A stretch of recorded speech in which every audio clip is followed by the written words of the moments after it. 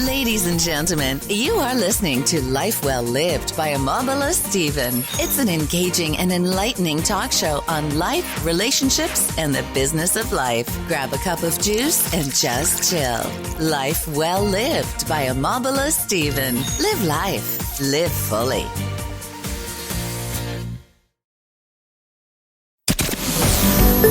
Welcome, everybody, to this week's episode. We really appreciate you joining us. This podcast really shows us how we can all learn, live, and thrive off of each other.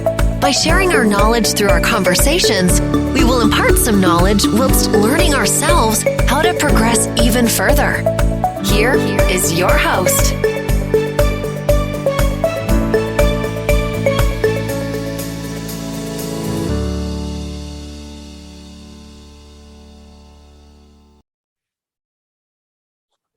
Good to have you on the show today. This is Omobola Stephen, your host on Life Well Lived. Now, if you like to catch up with any of my missed episodes, go online and search for Life Well Lived by Omobola Stephen on any podcast distribution platforms you bump into or any cross promotion platforms you bump into online. And I guarantee you're going to have an amazing time listening to the show. Today, I have Renee Jones, who is an emotional eating coach. Welcome with me on the show today, Renee. Thank you for having me. All right. Thank you, Renee Jones, for coming to the show. And thank you for your time also. I'm looking forward to your professional insight, especially on the topic of discussion, which is emotional eating. Now, Renee, what is the definition of emotional eating? And why do you think it's a major problem that sabotages the goal of diet? Well, emotional eating is eating for any reason other than hunger. We eat when we are mad. We eat when we're sad. We also eat when we're happy. We have feasting times. But specifically, the ones that become problematic are when we're bored or stressed or frustrated, and we're just looking for something to soothe us. Right. When you're in a snack eating home, for example, right? So how does a person stay on track the path of diet? Is it possible? Oh, yeah. Yes, of course. And what you have to do is you have to deal with the behavior because those emotions are driving specific behaviors for you. When I feel this, then I put something in my mouth to soothe myself. And if you manage the behavior that's driving that, or the part of you that is driving that behavior, then you can get free of it, because it's easier to stay on track if you know what is driving your behavior. All right. So how do we know what is driving the behavior then? Do we need a doctor for this? Or do we need? Maybe not a doctor, but most of my clients really kind of know what's going on. They just need someone to help them interpret it. So, for example, I used to be very tied to peanut butter. And what I finally worked out was that peanut butter is a lovely food, right? But it's the quantity that gets us in trouble. So when I worked out that when I went to peanut butter, it was a tangible connection to my grandmother and the love and encouragement she gave me. So when I was circling the refrigerator yet again, I thought, okay, where do I need love and encouragement, and how can I get that differently? Right? So, and it may be just that, this is what you've always done. A lot of men want ice cream between 9 and 10 o'clock at night. And it's uncanny how many men do that. And I finally worked out it's because when they lost a game, a sports of any sort, they were often taken out for ice cream. When their parents had something bad to tell them, they often supplied ice cream to kind of soothe things. So they have connected ice cream with soothing themselves. And if you can kind of walk those back, either on your own or with someone who's a little more knowledgeable, then you can unwind the behavior because you can find other ways to get that need met. Oh, right. Now, so talking about having someone who can help meet the need. I know it's really challenging. So for a person who has a craving that's difficult to quit, just like what you just buttressed, what is the best solution to overcome it?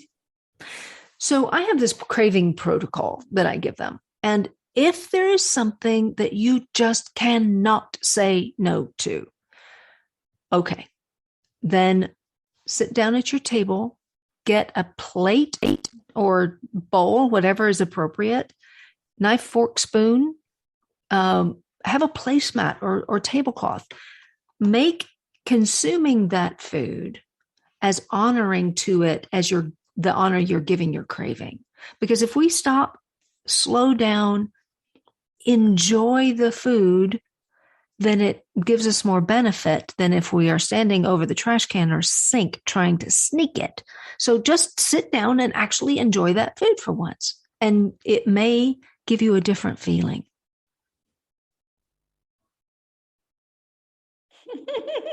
I like that about giving a different feeling. So, Renee, you and I understand the stressful situations that we find ourselves, especially in this era of change, right? So, how easy is it to stay on the track of diet during stressful times? Because I also go to stressful times. Yeah, I mean, stress is one of the primary reasons people go to emotional eating. And here's the thing, Omobola. When you have a baby who cries, we put something in their mouths, whether it's the bottle or the breast or a pacifier. We put something in their mouths to soothe them. So we learn from birth that when we're upset or stressed in some way, we put something in our mouths to soothe ourselves. So it's learning how to step back from that and say, okay, I am stressed. Food is an easy option. However, is that what I really need right now? And I actually have an acronym. I say it's not hard to overcome emotional eating. We just have to get the hang of it. And hang is the acronym. So the H is, am I hungry? And if you are hungry, well, you may actually need something to eat. But if you're not actually hungry, then go to the A. What is the attraction to food? What is drawing you? What is the need that is drawing you? And then the N is need. What do you actually need? Like the peanut butter and my need for love and encouragement. That's the need. So then you go to the G, which is go. Go get that, because that will soothe you, de-stress you more than food ever would. And you don't have the wraparound guilt of eating something you didn't want to eat that day.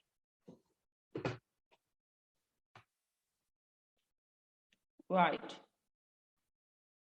So we talk about diet. People talk about diet and failing, right? So, Rainy, what is the number one reason diet fail, and how can a person make it work for them? Diets fail because we stop doing them. Is it that easy? Automatic? I think when we get off a diet, at least when I was on a diet for 40 years, yes, when the diet ended, it was freedom to go back to whatever it was we had eaten before, which was counterproductive because those are the things that added to our weight. But I think most important, a diet is not just to lose the weight, but it's training in what works for your body. So if you learn nothing from the diet you were on, then you've only gotten part of the benefit. What I learned was that carbohydrates really make me hungry. They make me more hungry than I was before. So the diet that I was on had limited carbohydrates, not none, but just limited them. And it helped me not be so hungry. So I can live with that because I'm not starving all the time. And starvation, although most of us don't actually face that, but when we're on a diet, we feel like it, right? But if you're satisfied, if certain foods satisfy you more than others, then go to those. Don't go back to the things that made you hungry all the time or that upset your body in another way. Find what works for you and learn from whatever diet you're on, whether it works or not. At least you're learning from it. Right. Now, Renee, I want you to give me a relationship between exercise and emotional eating. Exercise can actually help you deal with some of the emotions because it's motion, right? So if you exercise, it will help. It'll release some endorphins. It gives you a different perspective. We're often outside. We've worked our body. But the thing is, you cannot out exercise a poor nutrition plan because it tends to be about 80% nutrition and 20% about everything else when it comes to dieting. So I actually walked my dog. That's all I did when I was losing my weight, was walk my dog. And it helped me so much so that I mean, probably should have done some weightlifting and that sort of thing as well. It's just good for your body. But as long as you get some motion in the day, it helps with your emotions. Right. Interestingly, I want us to talk about low self-worth. How does it relate to emotional eating? Well, when you don't feel good about yourself, you want soothing.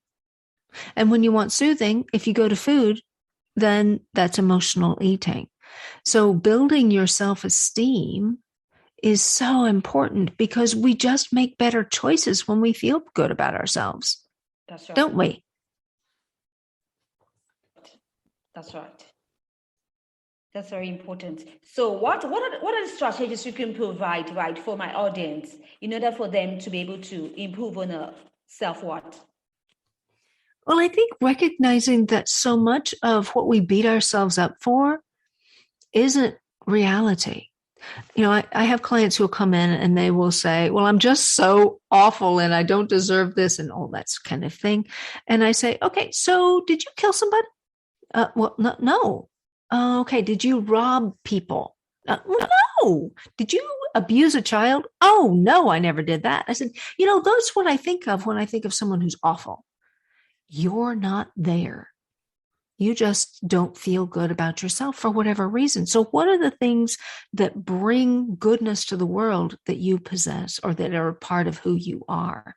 Let's focus on those things because that's building, that's life-giving. Focus on what you did when you were, you know, a child doesn't help you. That's touchful. That's very deep. Right. Renee, thank you for your insight on today's topic of discussion on emotional eating. So I want us to talk about emotional eating and obesity in adults. What is the role of depression, sleep, and genes? You like to share your insight? Sure. I think, you know, anytime we're not getting the rest that we need, anytime we are feeling, you know, having depressive feelings or even suffering with depression, we're just looking for ways to feel better. And food is an easy thing to go to. It's just easy and it's so available. So I think if we're having those depressed feelings, it's more important to find things that will raise your emotional level more effectively because it will last. Food only lasts as long as it's in your mouth. It doesn't really sustain that good feeling for much beyond that. That's why we end up eating the whole package of whatever it is we're eating rather than being satisfied with one or two. And sleep is so important for our health. If you're not sleeping well, you're not as healthy as you can be, and you tend to be more tired, which makes you more likely to go to an easy soother rather than something, you know, taking the time to think about it. And genetics, you know, genetics are just part of us, and we've got to learn to work with them rather than trying to work against them.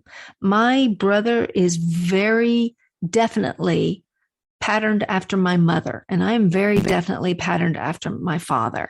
So we have to do different things for our health because the genetics in our makeup require something different. And it's so important to find what works for you, whether it's food or general health or sleep or the things that we like. I mean, there are foods that my brother loves that I can't stand. There are foods that I love that he can't stand. And it wouldn't be right for me to say, no, you have to always do this. That doesn't work. So finding what works for you is key to weight loss and, you know, beating out obesity. Right. Definitely. That means we got a lot of work to do, isn't it? Yes, indeed. It takes some time to figure these things out. And now, as an emotional eating coach, you